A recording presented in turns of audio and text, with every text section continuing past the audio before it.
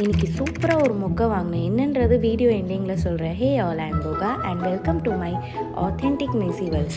இன்றைக்கி நான் சின்னம்மாக்காக ஸ்பெஷலாக காரக்குழம்பு அண்ட் ரசம் பண்ணேன். அவள் ப்ராக்டிக்கல் எக்ஸாமுக்கு போயிருந்தா. ஸோ வீட்டுக்கு வந்து அவள் வந்து ரைஸ் எல்லாம் சாப்பிட்டு ரொம்ப நாள் ஆயிடுச்சு.